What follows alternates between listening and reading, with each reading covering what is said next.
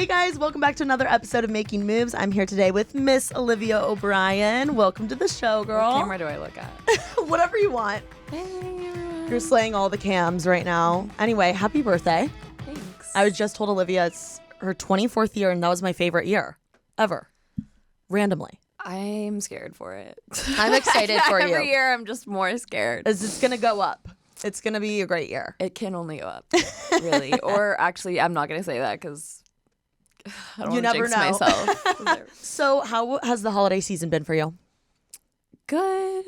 It's fine. Honestly, holidays are weird. I think everyone... They're super weird. As you grow up, it's like everyone says this. Everyone feels it. Like, oh, obviously it's not going to feel how it did when you were a kid. Yeah, lonely. And it's like also like having divorced parents and just like weird family dynamics. It's like deciding where you're going to go, which parent you're going to spend it with. Like, how do you decide that? Because I go through that too, and it's the weirdest thing because I feel guilt when I'm with one parent and not the other. Well, I spend like most of my time with my dad because my dad moved to LA with me when I was 16. Oh, he did? Yeah. I did not know that. Yeah. Okay, cool. I like did not get along with my mom for a long time, and I'm trying really hard to have a relationship with her now. And we're doing better. Okay. So I spent Thanksgiving with her because I was like, we had a long conversation, and I was like, okay, I feel like I should give it a shot and try. And my sister is back home in Napa for a month, so I was like, okay, I'll just go be with them. And I'm with my dad every other day, so I thought he would be like fine with it. But then I found out that his girlfriend, she was making me like a birthday, because my birthday is always around Thanksgiving. She was making me this really crazy birthday cake with like, she like formed all these little like mushrooms out of like edible something, and like made this like really pretty cake. And my dad, even though I told him that I was going to Napa on November 7th, he texted me like 2 days before Thanksgiving and was like, we have to go to dinner with Michelle because she's making you a cake and she thinks that you hate her. And I was like, oh my God, why didn't you tell her earlier that I wasn't coming? He was like, and by the way, I still haven't told her you're not coming to Thanksgiving. I was like, what is wrong with you, sir? That's like, so cute when someone makes a cake. No, it was really cute. And we ended up, I had her come to my birthday dinner on Sunday, and she brought the cake there, and we had it. And it was like the cutest thing ever. And she's a chef, but she's not a baker. So I was like, damn, girl, you really slayed that. You really slayed that cake. Yeah, it was good. But yeah, I don't know. Every year I kind of just decide on the fly what I'm going to do for Thanksgiving and Christmas, honestly, too. Like, my grandparents are in Ohio, and so I'm from Indiana. Oh, shit. Close. Okay, Midwest girlies. So I love going to Ohio for Christmas because it's so fun. Yeah, it's so fun. Everyone, like, we just have a good time. I love my family. They're batshit insane, and there's always some drama and some weird stuff always goes down. Like, my grandparents' house is like the only house that's I can still like go to that still feels like home, or like relaxing. I guess it just like reminds me of childhood, because everything else is like, you know, my parents got divorced and then we moved into like random. It's more nostalgic. Like, exactly. So I like to go there as much as I can, and Christmas is the best time because my cousins are there and my cousins are fucking awesome. Is this your mom's side? Yeah, my mom's side. Okay. And then are you close with your sibling?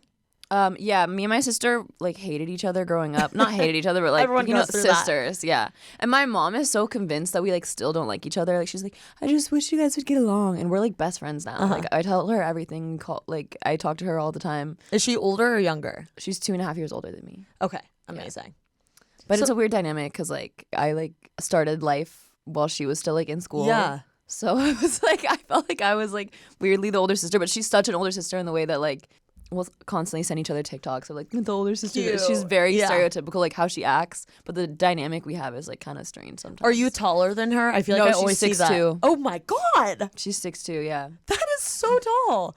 Honestly, amazing. I'm jealous. Yeah. I wish I was taller. Yeah, that's like every time. It's so funny because I use her. like fun facts about myself. Like, I'll like, use my sister as like when I'm. You're like, she's six. My sister's like, my sister's 6'2". She's bright blonde, like bright blonde, and has never dyed her hair. Oh my gosh, amazing. And she like we look nothing alike at all. And she lives in Wyoming.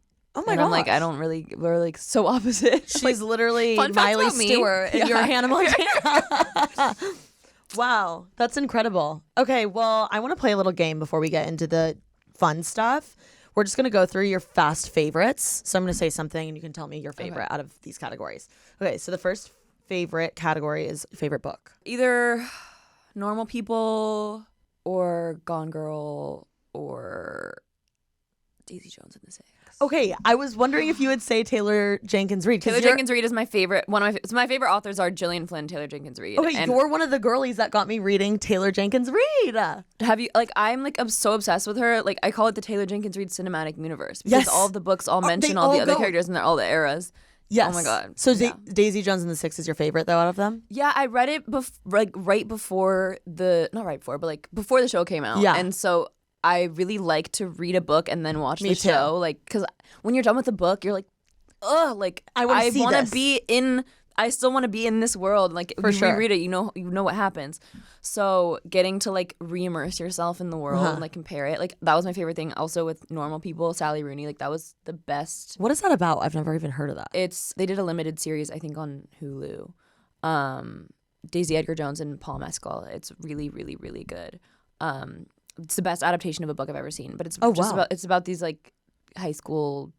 These kids in Ireland and they like fall in love in high school, but like he's cool and she's not cool. And okay. It reminded me a lot of like my high school experience, honestly, a little bit. And it follows them into college and it's like kind of like star-crossed lovers. Okay, thing. I love this. It's really, really good. You should read the book and then watch the. Okay. Yeah. What did you think of Daisy Jones and the Six, the show? I had to completely separate it from the book because I like saw it in my head very differently. Me too. The people all looked very different. Everything was very different. But I did enjoy the show and I really liked the show. I'm like obsessed with like the 70s. Yeah. So I like went through a phase. I think people can I like deleted everything on my Instagram so you can't really like look and see what phase. But like there were a few months of my life where I was like fully dressing like I was in the 70s and like really leaning into that. You could tell it was during my phase when I read Daisy Jones and the Six and then was watching the show. Well, I feel like you have your own like eras tour. Like you go into like your own eras. Like that was your 70s era. Yeah, that was my 70s era for sure. What era do you feel like you're in right now?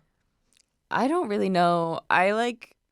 I was talking with my therapist about how I feel like I've experimented with like the way that I look and how I dress and like my like it's not even an aesthetic because I feel like I've never been able to like I'm not like the girly that like takes like the really aesthetic photos and can like I that's just not how I roll. Mm-hmm. I feel like maybe I don't have like do I not have a sense of self like because I'm constantly changing this up but I feel like I really do have a good sense of self and people can like I just because I switch it up doesn't mean that's not still me.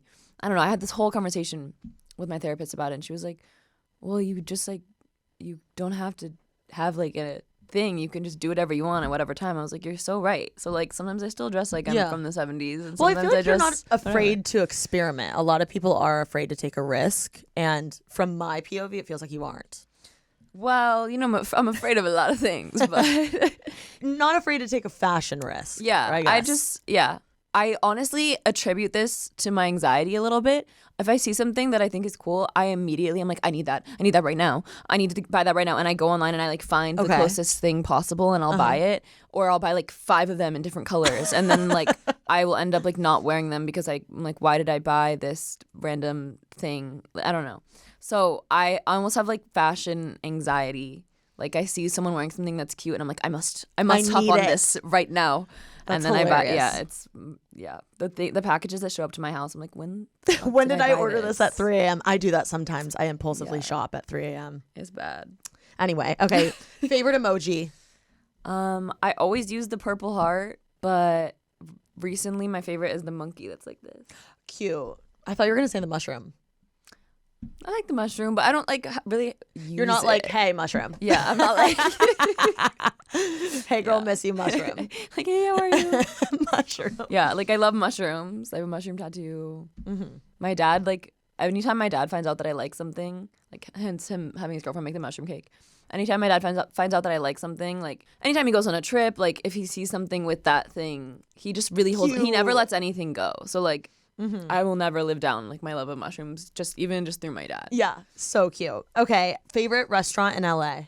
Where I went for my birthday, Giorgio Baldi. It's the best. Oh, I've never been there. It was so good. Where I is spent that? so much money. It was like it's in Santa Monica, but like almost the Palisades kind of. Okay. Like it's like I think I've heard of it. PCH. It's by Shore Bar. If you've ever been to Shore Bar, it's literally right next to it. Okay. Yeah. And what do you get there? The best. So there's the corn agnolotti. It's like almost like mini little raviolis with like corn and something. Okay. They're the pumpkin sage pasta or it's like also I think that's a ravioli actually. I don't know. Everything is so good. The langoustines are incredible. The Dover sole. Okay. Out of this world. Everything. Like Kelsey always orders for me. She's like, father. Well, she's the food god. Yeah, exactly. literally. So, and like I love going anywhere with her because I don't have to worry, and I'm just like, you order everything because I eat everything. So I'm just like, order whatever. Yeah. Because she knows, she orders. Does she like research before? Yes. Okay. Yes, and she also just like knows a lot about food, and I feel like she just knows what's gonna be good. No, I would trust her for sure. Anyway, okay, next one is favorite dating app. I'm only on one. Oh, you're only on one? I'm only on Raya. Have you tried any of the others? During COVID, I was on me and Drew when we were together. We tried Hinge. Hinge can be scary sometimes. But it was like during that time of lockdown when I was like in my alcoholic era, like I was so bored that I was like at night, I was like, I'm just gonna have a couple drinks. So I would get drunk. Like, I mean, like, what were you supposed to do during that time? Like, we were rewatching Flavor of Love. You're supposed to download Hinge. And downloading Hinge and making we were like experimenting with weird cocktails and like then we would end up being accidentally drunk. And I would like FaceTime random men from Hinge. From Hinge? Yes. Next question is favorite brand. Any brand at all or like clothing? Just any brand. Any brand? That's crazy. Wildflower cases. Okay, period. I love Wildflower. Casa Gameros. I'm like plugging all my friends like brands. I thought that I was the only one of my friends that was so obsessed with this, but then we had a whole conversation around like Black Friday because I kept getting texts. It's the only company that I'm signed up for fully like text. I purposely signed up for the text notifications. Cozy Earth. Best sheets, best towels. The pajamas are literally the softest thing you'll ever put on your body. The pajamas I could talk about forever. Okay. It's the best. I've never even heard of it. Found it from Oprah. Love Oprah's that girl. fave. Yeah.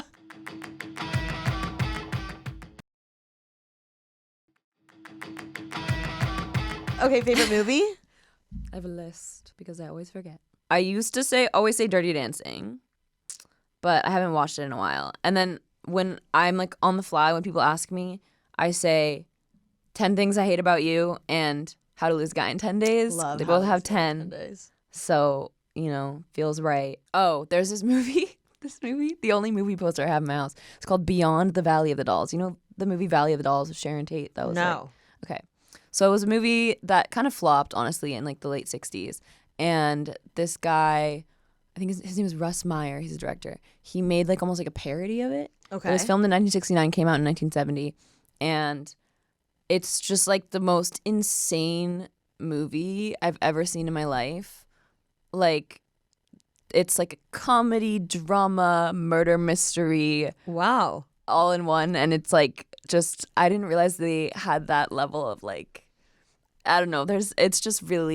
It's really nuts, and I'm obsessed with that movie. And it's called Beyond the Valley of the Dolls. Beyond and the Valley you have to watch the trailer. The trailer is like the most insane thing too. It's just I don't know how I came across this movie, and I just became obsessed with it. I was like, this is the weirdest, most insane movie ever. And I make like a period of a couple months. Anytime someone would come over, I would make them watch it with me and just like watch their reaction to like how weird it was. Burlesque, Promising Young Woman, Gone Girl, I Care a Lot. This movie called The Women from 1939, I think. Okay. Which I didn't think I would like a movie from 1939. I'm like black and white. Like that's crazy. It's so good. It's just about these women that like get divorced. Okay. And, which is revolutionary for the time. True. I like how you asked me my one favorite movie. I'm and I'm like, give us the list. Scream. Okay. Iconic. Airplane and Pretty Woman. Okay. Love Pretty Woman. I have a movie list too. Okay. Good. Yeah. Yep. I'm glad I'm not crazy. Are you a list girl? Do you write down? Oh, yeah, me too. Mm-hmm. Because I forget. Like, I will be in so many situations. Like, I actually was just remembering this because I'm going through a major, like, Radiohead era. Like, all I want to listen to when I get in my car is Radiohead for some reason. I don't know. Like, that sounds like so, like, I just listen to Radiohead. I'm not like other girls. But, like, it's just, like, what my brain wants to hear right now.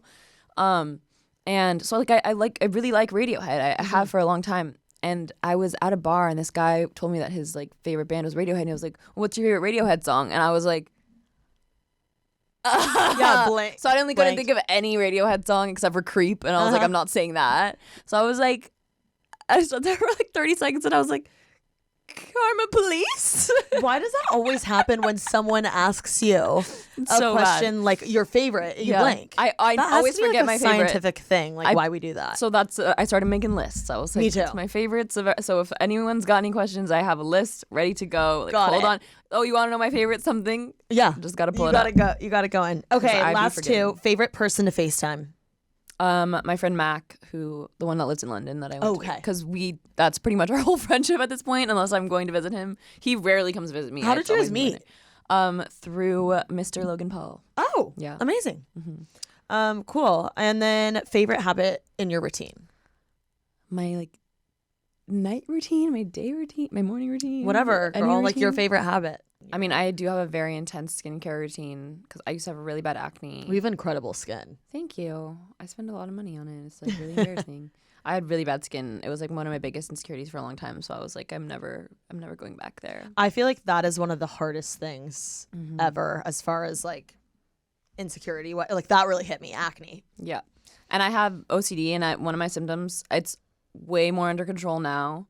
But I have dermatillomania, so like if like I'll like rip things off of my skin. Oh my gosh. Like, and when I was in like middle and high school, I had really bad acne, so I would and my mom's an esthetician, so she had all these like metal like popping wow. tools in the house, so I would like rip my skin off with metal tools, and then I had like all these scars and this whole thing.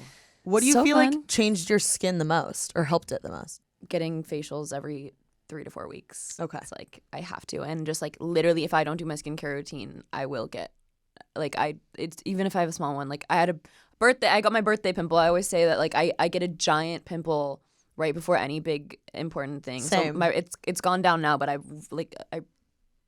went to town on it, and it was like it's really swollen on my birthday, but it's going down a little. So I had my birthday pimple, and then I slept in my makeup the night of my birthday on accident, and I got a little tiny one right here. It'll do So that. it's So just do you like- have a facialist you see consistently? Yeah, Artisan of Skin, Beverly Hills. Okay. So expensive.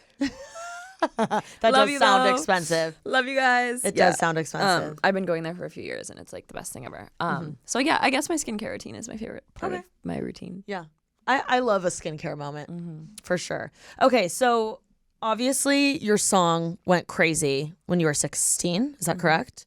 And before that, I'm like, what type of kid were you growing up? I believed in fairies until I was like way too old to believe in fairies. I thought that, did you ever read Percy Jackson? No, I did not. Okay. I was obsessed with Percy Jackson and like Greek mythology, and I thought that because in Percy Jackson in 6th grade, someone comes and brings you to Camp Half-Blood, and you find out that you're half Greek god. Oh. Demigod. Yeah.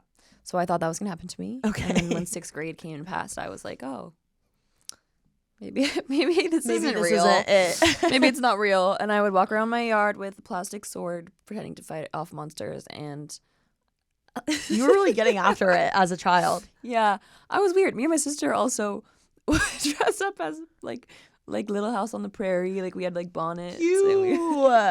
and yeah, I had a very imaginative childhood. I've been writing like songs, and like I used to try to write full novels, but I didn't really have like a storyline. So I would write like chapter 1, and I would like write stuff, and then like that was it. Like Shut where up. was That's I going? crazy as a kid, though. Yeah, looking back too, like I found a little journal of like short stories and like poems I wrote when I was like 7 or 8. I went to Montessori school when I was Me really too. little, before my parents lost all their money and then we couldn't afford it anymore. But I feel like I was really encouraged to be creative there. Like, Yeah. I mean, there's like that's just like kind of their whole deal, right? And so I had this like little journal that was at my mom's house, and I opened it and I read these like little stories I was writing, and I was low-key using like literary elements and Okay. shit. Like I didn't know what I was You doing. had a thesis. I didn't know what I was like. I didn't know that I was doing it, but I'm looking back, I'm like, okay, damn girl. So I was weird. I will say that. Well, I feel like you were very imaginative, which Yeah. is something I feel like I lack now as an adult. Like I Yeah. feel like I need to get into that state more. I always say that like my like ideal person that I want to be is like me when I was like 7. Yeah, healing your 'cause inner child. I was iconic.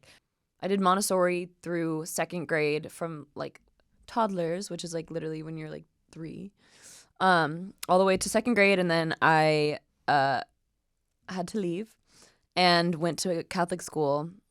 Skipped 3rd grade, went straight into 4th grade, so I was a year younger than everyone in my class. I had spent my whole life at weird Montessori school playing make-believe games, like using a stick as a wand and like running around like a horse, like. And then I went to this school where everyone's like in uniforms, and that did not go over well. Was it co-ed or all girl? It was co-ed, and it was horrible. Did you have any idea what you wanted to be growing up when you were when I was really little? Yeah, I said that I was going to be a quadruple threat. I was going to be a fashion designer, singer, dancer, and actor. Okay, the fashion designer in there is really fashion designer, the fun part. Yeah. Okay. Fashion Quadruple designer. threat. You know what? You kind of get a little bit of those things in all the stuff you do, right? Yeah, I mean, like, I wouldn't say I'm a fashion designer, but like, I could be, maybe. I don't know if I'd be successful, but I could. Well, styling. You could do anything, really. Yeah, exactly. Oh, anyway, okay, so you were a very creative kid. Yeah, like, ridiculously. And then that just slowly started going away the older I got, because I was like, oh, this is weird. People are making fun of me for doing this. Like, this is not cool. And then I wanted like, once you hit like end of elementary school, like beginning of middle school, like age, at least for me, like all I wanted to do was fit in. And even when I was at Montessori, like I was still like more myself and creative, but like I had this weird obsession with uniforms and lockers and school buses and like things that I thought were like normal that I saw like on TV and stuff that kids experience in school, because I never had any of that. Like we didn't even have grades. Like they would literally grade us. They would give you your parents like a giant like stack of paper, and it's like rhythm 1 through 5. Like they were like they had their own grading scale. Like they literally. I remember you're not supposed to look at your report card, and I looked and I saw that I got a like 2 or 3 on rhythm, and I was like, what the fuck are you talking about? And then I worked really hard to improve my rhythm. Yeah, that's hilarious. You're like, look at me now, bitches. Why are you like now? Look now, I do rhythm professionally. I wanted to be normal more than anything in the entire world, and I feel like that's what made me suck so bad for most of that time. Like from the time I went to Catholic school, so 4th grade through high school, I feel like I just like sucked. I sucked as a person because all I wanted to do was be cool, and I would hide the parts of me that made me interesting and special because I thought that was weird, and I was so afraid of being weird. And looking back, I'm like, yeah, I get why people bullied me. Like I was just like trying to be normal when I wasn't supposed to be, and so everything that I did was just a little off. Like I would like try to buy the right, like, because you know how everyone wears the same clothes. Yes. Everyone's like the same. Like I would want to buy Uggs, and I would ask my mom for Uggs, and she would get me like emus or whatever. Like, it's like everything that I did was like slightly off, and like that doesn't sound like anything that dramatic, but like when it happens with every single thing, like I couldn't have real Vans because they were too expensive, so I had to pay less Vans, and I was like so embarrassed about that. This example, I will always remember this for some fucking reason. I went to like summer camp one time, literally the one time I went to sleepaway summer camp, and everyone packed all their stuff in they called them buckets, but it was just like the or like the trunks. It was like just like literally like the plastic Yeah. containers. Yeah, it was just like and with the lid Yeah. like that you store stuff. So everyone packed all their stuff in that, and I like brought a duffel bag, and I was the only person in the entire camp. The entire camp. Everything. So no one told me. Yeah. No one told me. I brought a fucking camp, like a little duffel bag, only person in the entire camp. And I was like, this is such at the time I wasn't thinking this, but now I'm thinking this is such a great metaphor for like how I did everything just a little wrong my whole fucking life. I feel like in school when you're a kid, those things are way bigger of a deal than when you are like, now looking back, you're like, oh, that wasn't a big deal. But in the moment it is. Yeah. It's your whole life. Like, and it is a big deal in the moment. And yeah, that is challenging. Now I'm like, I would love to be different. Yeah, Now it's like be more different. Embrace that. Yeah, so. Well, we were talking about the beginning, 24 being my favorite year. What do you feel like has been your favorite year? None. Growing up? If you had to choose one. Probably like 5. Okay, your most creative year. Yeah, no, it was actually it was probably like 7. 7? 7. That's a great when I number. started getting into songwriting. Okay. That's when you started your career. Like actually though. What is your favorite song you've ever written? I don't have one. Really? Yeah. I feel like because I have so many and so like personal to me, they all are my favorites for like different reasons. Mm-hmm. So it's like choosing between your favorite children, which I'm sure some parents can do, but I can't. What is your favorite song to listen to that's obviously not your own? That's an impossible question. I don't have like one favorite song, I don't think. It changes all the time. my go-to song that like if I have to sing, this would happen a lot when I was in Nashville for a month. Like there's live bands playing everywhere. I love Nashville. So, I love Nashville too. So I would go somewhere and then my friends would like be like, she's a singer, can she do a song? And like so if something like that happens where I'm like forced to sing a song, I always do Dreams by Fleetwood Mac. It's the only song that I know every single word and everything like perfect. Or Valerie by Amy Winehouse. Oh, those are both great. And everyone else knows the words to those too. Exactly. So I'm just gonna say those two. Yeah, those are great. I love it. For scientific reasons. Okay, so I want to talk a little bit about your songwriting process. Is that your favorite part of your job, songwriting? Yeah, just writing in general. Writing. Okay. What is your approach when it comes to writing a song? Like, is it, I want to know the nitty gritty. Is it like randomly you hear a word and you're like, I want to incorporate that, or you went through something, or I guess how does it look? Everyone's songwriting process is really different. And right now I'm kind of transitioning into becoming just a writer. So I've been like working with other artists and writing for them, or like with them, but for them instead of for me. Like if you're in a session for another artist, like I feel like they kind of have to lead the way versus when I'm in a session and it's me and like a writer, I lead the way. Yeah.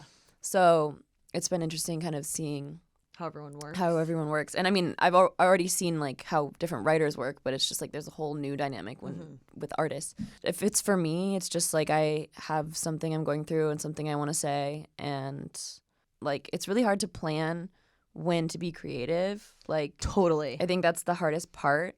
Like I'll have a session booked and I'm like, oh shit, I don't want to do this. Like I have nothing to say today. I don't. Well, aren't you paying for a session? No. Oh, you aren't? No. Is that something a label pays? Yeah, so when I was with my label, like sometimes they'd have to like book studio time, okay. but like most of the people that I work with like have like my producer has a studio at his house. So Got like it. I don't have to pay for it's usually like you pay for studio time. Which is How crazy. much is paying for studio time? I have no idea. Okay. It depends on the studio also. Okay. But it's crazy because basically like songwriters and producers are low key like working for free. Yeah. Until like unless the song gets like put out, and in which case you pay the producer fee, whatever that may be, because everyone's different. And then like songwriters get so fucked. And then they make a certain percentage from whatever. But it's a very weird industry. I still don't understand how everyone gets paid or like even makes a living in music, honestly. But my songwriting process is different every time with every person. It's just like I usually have to write about something that I know or something that I've gone through or something that's like on my mind at the moment. And if I don't have that, then I get really frustrated and I'll be like, I need to leave, and then I leave. Yeah. I totally get I'm like, that. not today. Do you have any stories or moments during a songwriting process that you're like, oh, that was so cool how that came together, or this person led me to come up with this idea type of thing? Oh, I think this is going to be the next song I'm putting out, but I'm not positive. I worked with this guy, Gabe Simon, in Nashville, and I think it was the coolest like writing process I've ever seen, because I was there for a month and I was writing 4 days a week. With or people 5, or alone? With people. Okay. Yeah, in different sessions with different people. And I was just really burnt out. I was also like in Nashville, everyone's drinking every single day and partying, and I was just trying to like enjoy the city, and so like I would go out and be out late most of the night. So I was just so burnt out. I was so tired. Well, you've been doing this forever too. Yeah, that is true. And I went to the session and I was really excited to work with Gabe. Like he did like some like Lana Del Rey Blue Banisters and like stuff, like just really cool stuff that I really like. He's really great like instrumentalist and everything. Just a cool guy. And I was really, really looking forward to this session. And I was like, fuck, I'm not feeling creative. Like this is a bad day. Like I was like nauseous, and just I was like, fuck, this is not gonna feeling go, yourself. It's not gonna go well. And we started talking, and he was like, okay, so you're not having a great time right now. Just let's just talk. Let's just talk. He asked me like questions about my childhood and how I'm feeling, why I escaped to Nashville for a month, because I was thinking about maybe moving there, and I was like, going through like this. I could low-key see you moving there. I went and I tried it and I couldn't. Really? I can't be landlocked like that. Oh. Yeah, no, I'm a California bitch. Yeah. I can't do it. And I'm sorry, but tornadoes? No. You will not catch me in a tornado. Tornadoes. No. like I'm okay with earthquakes for some reason. Just 'cause, like that's my natural disaster. That's my comfort natural disaster. See, my comfort natural disaster are tornadoes. That's so no. Comfort natural disaster is hilarious. Like I'm okay with that one. I can handle it. Like you had the drills growing up. So you had the tornado drills. Yeah. Oh, okay. So I know I'm good with earthquakes. Okay. But so that was like actually one of the main reasons. Because it always goes right through fucking East Nashville. Yeah, and that's where I would want to live. And I'm like, no, I'm not doing it. Anyway, back to my story. Yeah. I was talking, and he was just writing down things in a notebook, and I was like so out of my mind. I was just like, I didn't like I was like, okay, cool. He's writing stuff down. I don't know what this is gonna be. And then I was still talking, and he starts playing guitar. And just like reading, he just wrote down everything that I said about my life and my childhood. And he just starts, and he was like, let's just sing everything I just wrote down. And it turned into the song that like.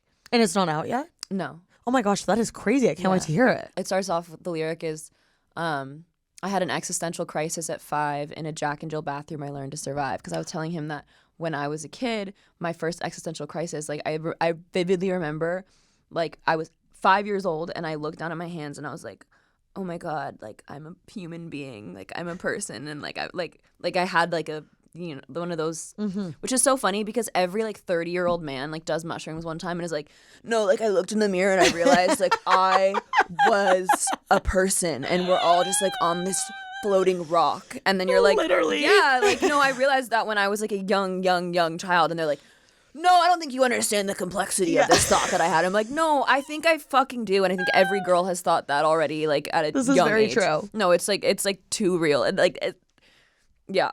So, anyway, mine happened when I was 5. Yep, exactly. And I like vividly remember it. And it was I shared a Jack and Jill bathroom with my sister when I was in our first house. Yeah, loved it. I moved out of that house when I was 6, so I just told him that, and then it turned into the song, and it was all this. That's cool. Great. It was the coolest thing ever. I was like, damn, you just wrote it down. It felt like I was just like having therapy, and then we just like made it into a song. When you like have a lyric in mind, are you picturing the beat and like the music to it, or are you kind of letting the producer take charge of that?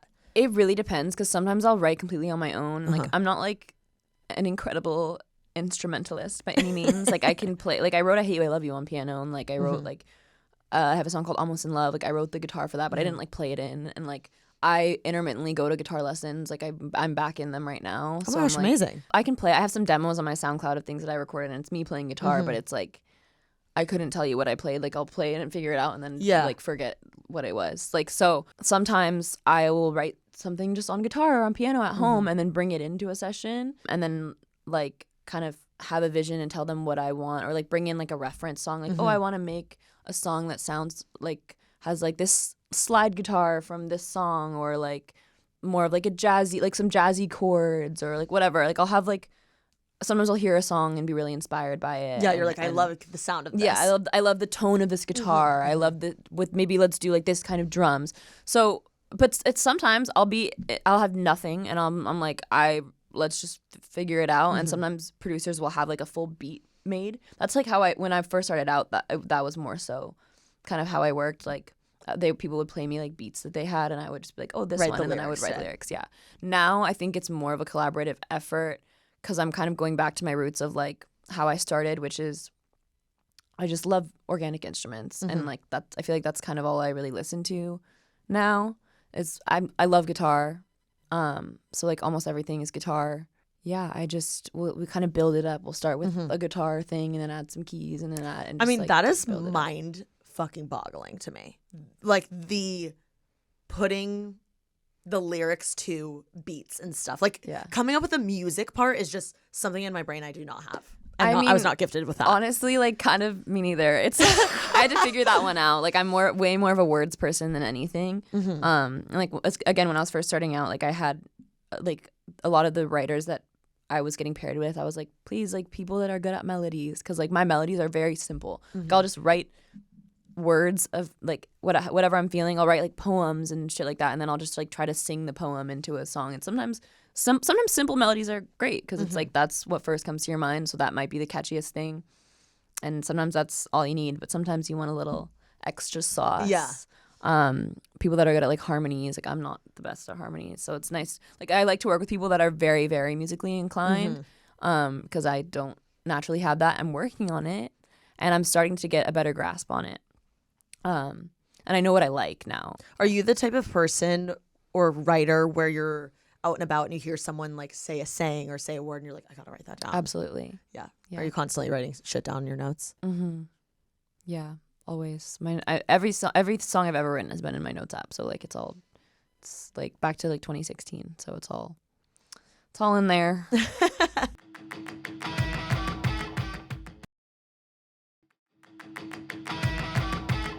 One of my favorite songs of yours is when you sampled Now. Oh yeah. I want to talk a little bit about that process. I guess like the business aspect of it. How do you go about sampling a song as an artist? So that's technically an interpolation.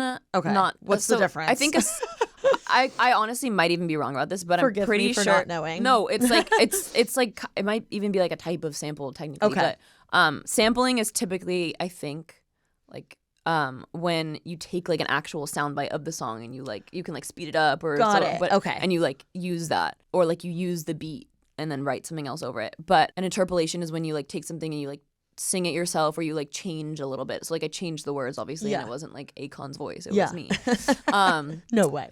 Yeah, I know, shocking. So did you have to buy the rights to that? So there's like what you make as an artist is different than publishing. Publishing is like what the writers and producers, like that's the money that you make on the writing side. So basically if you are doing something like that, you just get very little publishing because like technically it was written by, or like, so I don't know the exact numbers of what we had to give, but all of the writers on that song on Right Now Na Na Na are credited as writers on my version, and then they all get their percentage as well. Got it. Yeah. So is he making money from that song of yours? Probably like $1. Okay. What is like, if you're a singer-songwriter, where do you make the most money, or how do you make money? Great question. It really depends. It depends on like where you're at in your career. Like I know a lot of people that do make a lot of money from touring. I don't. Like when I was touring, it's pretty much like you want to break even and make like a little bit, and then selling merch I would make like a little bit of profit, but touring was not to make money. It was mainly just to like get yourself out there and like, you know, play shows, meet fans and everything. And what was so shitty about being with a label, and at the time, like I always say that I don't regret signing because my label gave me every connection ever. I was 16. I didn't have the money to book studio time and pay producers, and I didn't have connections. I didn't know anyone except for Nash. Like that was like the only person I'd ever worked with. So I needed to like have people to guide me and help me. I wasn't planning on doing music. I had a song and it accidentally blew up, and I was like, oh, I guess fashion designer, dancer, actor have to be a side quest now, and I do music. Yeah. And I was like in high school. I had fully given up on all of my dreams in high school. I was like, maybe I'll be a lawyer. I don't know. I was figuring out what I wanted to do. What was that like, just for a brief moment? What was that like when the song blew up? Were you just like, how did you feel?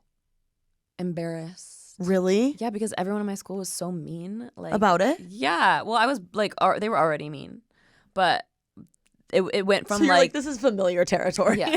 It went from like, oh, who is she posting SoundCloud covers? She thinks she can fucking sing. She's so embarrassing. She's so bad. Like, what the fuck is wrong with this weird girl? And then my song started blowing up, and then it was like, oh, she thinks she's so cool. She thinks she's so cool. She thinks she can move to LA and just forget about where she came from. Like, how are you forgetting about Kids us? I'm are like, so you guys literally made my life so horrible, and I would go home from school and cry every day. And now you're like, how dare you forget your roots? Yeah. I'm like, the fuck? By the way, shout out my small business. That's how they always are. The way the music industry works is like, because with technology and social media and streaming, everything is changing so fucking fast. Yeah. These executives and these companies, these labels, no one can keep up. So people, they think they can predict what's happening. For a moment, there was kind of a formula. Like in 2020, it was like, you pay Charli D'Amelio, you pay Addison Rae to dance to your song, and it blows up. And that was like a formula that was genuinely working. And then that stopped working because TikTok changed, and that's not what people were doing anymore. And like, I remember right before I left my label, the like last thing, one of the last like meetings I had with them was like they hired these people that were like TikTok experts to like send me a spreadsheet of TikToks that I should copy and do. And I'm like, I made Jocelyn blow up on TikTok by myself because I was just bored, and I was like, I'm just gonna like make a bunch of stupid videos of me dancing to the song. Also, on I'm TikTok. so sorry. An old white man is not the type of person to No. give you advice on Well, how they to were, like, operate They were TikTok. like in their, they weren't that, the TikTok experts weren't that old, but like the people at the label were mostly older. I don't know. like, do they have a poppin' TikTok? I don't believe they experts? did. And I'm just like, no shade to them. They seemed nice, you know, whatever. Mm-hmm. But it's just like, I feel like I could do this myself. Yeah, for sure. maybe? I don't know. Did you have strategy with Jocelyn using Nope. TikTok? Really? I've never had a strategy for anything ever in my life. Oh my gosh, that's And crazy. people are always like, I'm such a goal oriented. I have never had a goal. I just like do stuff. Well, okay, you definitely have an eye for things, or you know. I feel like maybe you're unintentionally really good at branding yourself. Well, that's the thing is like I had dinner one time with Robin, Girl Boss Town, Oh yeah, and she was like, I feel like you have such a like specific like brand and like identity, and like it's just you like know who you are, and it's like so clear and like identifiable. And I was like, it really does seem like that. Yeah. But I think it's agree just with because her. I'm so like I literally don't like what we were talking about earlier of like when I was caught off guard on BFF's podcast. Yeah. I was like I literally don't know how to do anything but be myself, and even if it's not always the same thing, it's always coming from me. So like I accidentally have created a brand for myself. Well, that's why it works, because you're staying true to yourself. Yeah, and like it's yeah. So when you're like coming up with, I guess, the branding or like the photo shoots and like the cover art and music video stuff, or is that mainly you, like the creative behind it, or is that a collaborative thing? I like to have people to help me with that stuff. Like during my first album was my creative director was Amber Park. She was absolutely killed it. She had a whole team of people too, so it was like a whole production. And now that I'm independent, it's like it's different. I think I have a creative director that I've like kind of like I've hired him kind of, but like we haven't started working on anything yet because the whole music industry like shuts down from like November through December. Oh, and, really? Like, starts back up in like the middle of January. Like the holidays are like Hiatus. everyone's like bye. Like I'm not like you can't get a hold of anyone. Like it's all done. So January I'll probably start working with him for that kind of stuff. I have to have someone helping me because it's just not. I mean, seriously, I'm not just saying this. Your branding and album cover art is like some of my favorite out of Really? all. Yes, Oh, out of thank you. all musicians, just because it's like fucking cool. Like I feel like it's creative, it's cool, it's not like corny. Do you know what I mean? Like I feel sometimes like I'm so like I feel like It always I'm- impresses me, I feel truly. like I'm so cringe and corny. Like I genuinely feel like that no, way it about always myself. impresses me. You're funny too. Like Thank you. who came up with the "I Should Have Fucked Your Brother" cover art? Me. Well, no. That was genius. Was it? Well, so okay, I have this team that works for me, this agency called Mutuals Agency. They've been helping me a lot since I've gone independent. They have like an in-house like graphic designer. His name is Dom, and like we'll brainstorm ideas. So I don't know if I don't know who first sent the meme, but like it was a collaborative effort. But like I don't know. I don't want to like take credit and then have Dom be like that was me or like what. But I don't know. When I tell you my jaw dropped, I was like, this is so fucking funny. Thank you. And creative. I feel like you underestimate your creativity a little, maybe. Well, I'll have a lot of ideas, and then I just have to like have someone help me like They're well bring executed, them though. to fruition. Like I will be like, oh, and then like once the brainstorming is going on, I'll be like, oh, and we could do this, and we could do that, and it's like, but it's definitely not just me. Like I'm not gonna sit here and be like, yeah, I set up the camera, and then I go and I run and I self timer, and then I edit it. Yeah. Like, no. So for like the Now music video, how involved are you in like, I guess, the directing or like the shot list and like the vision? Well, that music video is like the most expensive, craziest music video I've How ever much done. did you spend on it? Well, I got a brand deal for it, so all the outfits were from ASOS. Like Okay. it was all like Like sponsored by them? Yeah. So I think it was like 100 something K. Yeah, that's a fucking lot of money. But for like the music industry in general, that's like not that expensive. Like if like really big artists will spend like $1 million on a video or more, and it's like really crazy. But that's the most expensive video I've ever done by far. And I kind of just let I wrote the like little do you remember the like monologue thing, like, hi, I'm Olivia O'Brien and you need to, whatever. Yeah. So like there were things that I contributed, but like you're not like, let's do this TikTok. I'm not a set builder. Yeah. Okay. I'm not a set builder. I'm not, there's I had a hand in. Mm-hmm. What about the styling and like the glam and the hair? Are you like, I want it this way, or do you just kind of? I knew I wanted to do the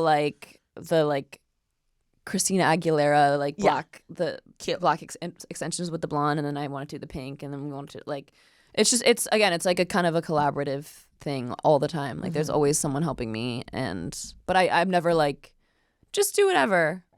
Yeah. What do you think are qualities of a singer-songwriter that make them successful? Oh my God, I have no idea. Being fucking weird, probably. Okay. Honestly, and I think a lot of the most successful people are very different when you meet them than you would expect from seeing them online. Like that's what I've noticed, at least. And maybe they do that to like kind of protect their peace and protect like who they actually are, which I feel like I wish I did more, because the more open and honest you are online, the more you open yourself up more for criticism, and because people feel like they know exactly who you are. And like I get sad and I'm like, guys, I just want to let you know I'm really sad today, and I just feel like I literally posted that on my fucking story on my second account last night. Like I can't shut the fuck up, and that's my biggest problem. And I feel like a lot of the really successful people don't do that. Well, I think that's why probably a lot of people also like you, is because you're so open. But then it's like that's probably also why a lot of people don't like me. I think it almost makes me like controversial in a way. It just opens up the can of worms for them to comment more on more personal things. Yeah, and then just to judge me more and be like, oh damn, this bitch is so mentally ill. Goddamn. Does that have anything to do with why you have archived and or deleted some of your photos? Yeah, or most of your photos, I guess. Yeah, definitely. I was like, I just had a moment where I was like, I feel like everything I've ever done is bad, and I'm just gonna delete it all. And then did you archive? I archived. Okay, it all, yeah. thank God. Yeah, me being stressed out for you. Archived. I'm like, there were some good photos on there. It's all archived. I don't know. I just always have like a I don't even. It's not even a mental breakdown, or it's like somewhere between a mental breakdown and like an epiphany of like, this is what I need to do, and then I do it, and then I'm like, shit, I don't know. Well, and you have your second account. Yeah. Which is that like your main account now, you feel? I'm like scared to post things on my main account, honestly. It just freaks me out. And like I've been like losing followers a lot too. So like I just like I'm scared that every time I post that people are just gonna unfollow me. Well, I feel like everyone is. It's yeah, like Instagram right? is like also just kind of like not like I don't go on Instagram that much. I just like, watch stories. Stuff. Yeah. Like I'll look like when I go on Instagram and look at my feed, I'm like, oh damn, this person, like the first post in my feed is from 3 days ago. Like it's why? so weird. Yeah. Are you more of a TikTok girl? Like yeah, I will spend hours and hours on TikTok. Who are your favorite TikTokers? Right now, I will spend so long to scroll. So there's these 3 guys, Carrington, Chase Keith, and Troy Zarbra. They make the funniest fucking videos in the entire world. I need cackle. To follow them. It's just like they're just like stupid. They're all like 21 or something, and they just like make the dumbest fucking videos, and they're so funny to me, and I just die laughing. So that's probably my like guilty pleasure right now, is I watch all of their videos, and I'm like, are they comedy based? Yeah. Okay. They're just like idiots. They're just like so. It's just like stupid, mindless comedy. But honestly, actually, they're actually probably all really geniuses. Yeah, I think it's awesome. Okay, I'm gonna have to check them out after this. Watch it and be like, why the fuck did you think this is funny? This is so stupid. People would probably say the same about me. Like the shit that I like on TikTok, it's like, what is she watching? My new thing is reposting. Anytime I see something funny, I'm like, repost. Yeah. I just think it's funny. Like it's a funny feature. Yeah, there's some good things to repost. I saw in an interview that, or maybe it was TikTok, that you were really inspired by Katy Perry for some of your recent music. Why? Going back to how I felt when I was a kid, and like also I briefly mentioned like I love organic instruments, and like that's kind of how I started, was writing just like on piano or guitar. Like all the music I listened to growing up was that. So I went on like this little journey of trying to find music that I listened to when I was a kid that I really connected with, and kind of trying to emulate that. Like Michelle Branch was like my favorite artist when I was really, really young. So it kind of started with like, oh, I'm gonna do like a Michelle Branch vibe, and then I just kept exploring more. And I was like, oh shit, like one of the boys, Katy Perry, like her first like the 2008 album, so good, so good. I guess it's like pop rock. Like it's just like all guitar. It's just the stuff that I want to make. No, I'm obsessed. Yeah. I'm also a big fan of Born with a Broken Heart. Oh, thank you. Your vocals went crazy, girl. Yeah, I can't sing that song live. But when you say you can't sing that song live, is that because you're taking a break between each like note, or what exactly does it it's mean? just really, really hard to sing. So Colin does this thing where he sometimes manipulates me into belting. So my vocal coach, like she is like, I don't know why you belt in all of your songs. Like you need to just like, because you can sing in your head voice. I can sing softly and it's healthier for me, especially when I'm going, like there's times to belt and there's times to like tone it down. Colin loves the way my voice sounds when I'm belting, and the higher and harder and the closer I am to my breaking point, the better it sounds to him. Oh.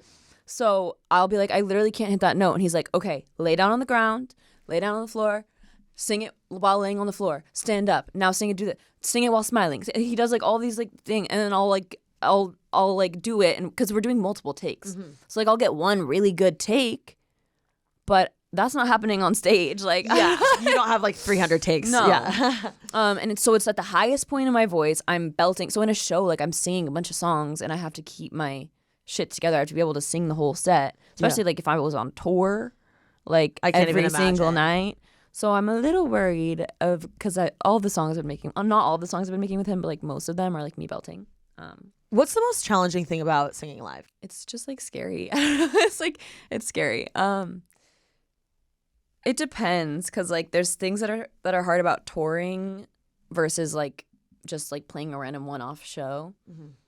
Or like, for example, like opening for someone is like hard because you have to like win over a crowd, or like playing like that's also kind of how I feel when I play like college shows or like things that I'm booked for that like people didn't necessarily like pay tickets to see me because they're a fan. Like there's just different vibes to every show. So yeah, I don't know. It's scary, but then once you get up there, you kind of like adrenaline takes over or whatever, and you just like, it just happens. Have you ever forgotten a lyric? Oh, I literally every single show. Really? Oh, absolutely. I think I've probably maybe done like one or two shows in my entire life that have been like perfect. When you know how artists like talk in between songs or whatever, is that something that just comes naturally to you? I thought you were gonna ask if it's planned. Oh. No, yeah. No, I don't write out like a like script. what to say, or like when I'm on tour. Sometimes because it's typically the same set list every night. Sometimes I'll write like, or I'll get in like a groove. Like sometimes on the set, because I'll have a set list in front of me, and it'll say like talking break, and I like once you've done a few shows and you're like in the vibe of it, there's like certain things that I will just like that come to mind, that like your bullet points. Yeah, and they just kind of, it starts becoming second nature to like introduce a song in a certain way. So like that will happen over time, but like if I'm just doing a random show, like I have no fucking idea what's gonna come out of my mouth. Well, that's the thing that impresses me the most about Taylor Swift. Did you see Eras? Like I didn't go. I was so, I know, because Olivia. I played my shows when she was in LA, and then Damn. the like one day that I had off that she had a show, I like couldn't get tickets because I was too late, because I thought that I wasn't gonna be able to, and it was the whole thing. Anyway, I'm a Swiftie. Alexi and I always talk about it. We're like obsessed with Taylor Swift. But the thing that blows our minds about her is she says basically the same thing almost every show, and I've been to multiple shows, and it feels like she's saying something brand new. Yeah. Like it feels so like real and new. I'm like, I literally just saw the show yesterday. Why does this feel like a brand new person? And she's just like such a star. It's insane. Are you a fan of her? Yeah, absolutely. Yeah. I mean, I wanted to go to Eras Tour so bad. Yeah. She's like broken every single record in the entire world. Like she's like not a real, like she can't be real. I mean, she's real, but like What she can't be album of real. hers is your fave? Ooh, I mean, honestly, Probably Fearless. Just like I just like grew up on like Yeah. Fearless, and then like the first one is just like Taylor. It's like self-titled. Debut, right? yeah. Her debut, Taylor Swift. Yeah, I grew up on that. Like my sister was super obsessed, so that was just like everything to me growing up. So I think I just have such a special like connection. So nostalgia wise, probably those. But I also like really love 1989. Me too. It's a good one. I want to know, when you're not working on music and stuff, what are you doing during your free time? Like, what are your hobbies? Sleeping. Okay. What are you doing when you're not sleeping or working? I've been recently into bouldering, like indoor rock climbing. Oh yeah, Lexi told me that. Yeah, she's incredible. I'm like, she's been trying to get me to go. It's so fun. So I have OCD, and also just like, I just call them the thoughts. Like, I just have the thoughts all the time. And unless I'm really, really into something, like my mind, like so focused, which is hard for me to do because like the thoughts. Well, it gets you off your phone too. It gets you off. Yeah. Like I just need to like focus on something. And I realize every time I go rock climbing, afterwards, every single time, no matter how, like I already know that I feel this way, but every time afterwards, I'm like, whoever I'm with in the car, I'm like, that's just like the best thing in the world. I just fucking love rock climbing. Do you have all the gear? So I just got a chalk bag. Okay. And it's a little monster. And then Drew got me an REI gift card for my birthday, so I can go buy shoes. And my sister got me like a bag, like a climbing bag, like a bag to just keep all my stuff in. So I'm getting there. But like, and I don't even do it to be good. I just like, when you're on the fucking wall, even if you're doing the easiest one, like you're on a wall and you're so high up, like you can't think about anything else. Think about anything else, and it's like a puzzle for your mind because you're like, where do I put my limbs? And then also, if you fall, you think you're not gonna die. You'll be probably fine. Like you land on like a soft mat, but like you could severely hurt yourself. It's a great workout. It's a great workout, and you work out weird muscles that you don't even know that you have. Like my forearms, like right here, was like so sore after the first time. But the thoughts, it's the only time the thoughts go away. And it's also a great like community sport to do. Like, it's like you can play with your friends, and you like, one person goes and you're like, put your left foot there, keep your hips closer to the wall, like you got this, and like you can bring any amount of people, and like you can all go to like different areas, or you can watch each other, because you're not like constantly climbing. Like you have to take breaks because it's so like strenuous. So like I'll do one and then stop, and then like Drew will do one and stop, and then Lexi does one, and we're like sitting there, we take videos of each other. We're like, yes girl, you got it. And are you mainly doing the bouldering, which is without the I don't. I don't do the like. What is that called? The harness. It's like you get belayed. Yes. Yeah. I don't do that. I haven't done that like since I was a kid. Raw dog the wall. Yeah, which I thought was gonna be way scarier, but it's not. I kind of like it more because like. Are you going all the way to the top?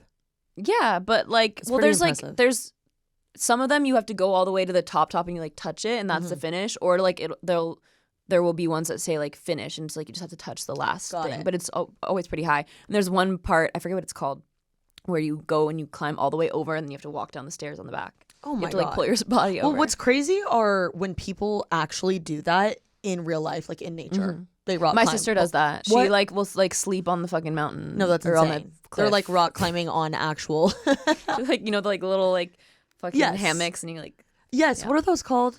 I don't know. It's the between the trees. No, like on the fucking cliff? On the cliff. Like you are like, when it takes like multiple days. So LA. We're like on the cliff. When it takes multiple days to climb up the cliff. Okay. You have to sleep on the cliff. So you put I'm not like cut out for that. No, hell no. No, that's too much. Respect to your sis though. That's too much. That is crazy. Or the ones in the rock climbing gym where they're like slanted. Oh, so like yeah, you're I upside down. Basically, I do not have the back and shoulder strength for that. It's like crazy. Even the like level ones on on those walls, if there's any kind of back slant, like I refuse. Like I'm doing the straight up or like this. Do you feel like you've gotten stronger?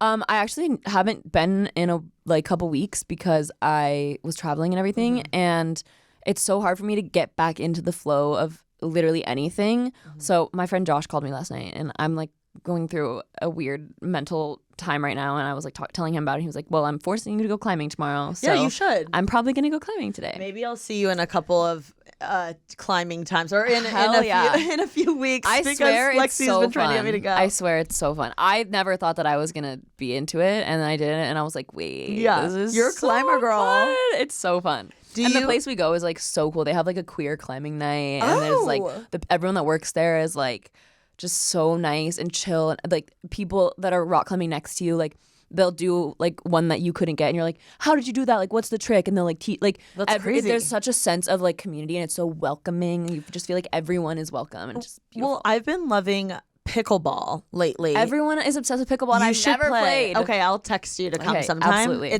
It's great because it gets you off your phone, and it's like you don't have to be professional. It's great exercise, but you're not like running the whole time. But I've been loving it because it gets me outside of my like orbit of people. I feel like I'm around the same like bubble of people all the time, and I like having different types of conversations. And like I'm sure you get the same at the rock climbing gym. It's like I don't know you, and we're probably not going to hang out outside of this, but I like this banter we're having. Yeah, it's like almost like good like social practice. It is. Yeah. Well, anyway, Olivia, thank you so much for coming on the pod. You were lovely, and I'm honored to have gotten the time to interview you. Thanks for having me. Maybe we'll see each other rock climbing Absolutely. soon. Is there a new song coming out soon that we can look forward to? Like, yeah, I don't know. I don't know when exactly it's coming, but yeah. Like I said, the music industry like shuts down for the holidays. That's like right. It's literally done. So like probably January. And we can follow you where? On everything. It's just Olivia O'Brien, or on TikTok it's Olivia G. O'Brien. I don't have a Twitter. Why the G? My middle name is Gail. Oh, that's a pretty name. That's my grandma's name. It's your grandma's name? Gail. My grandma's name too. Oh, grandma sisters. Anyway, yeah, everyone go follow Olivia, and if you're a real one, follow Olivia O'Brien. Oh yeah, my second account. Well, or don't. It's a special community, so you have to. If you're a real you have one, to be nice. Yeah, you have for to the be nice people, go follow Olivia O'Brien, and be sure to make someone else's day this week. Peace.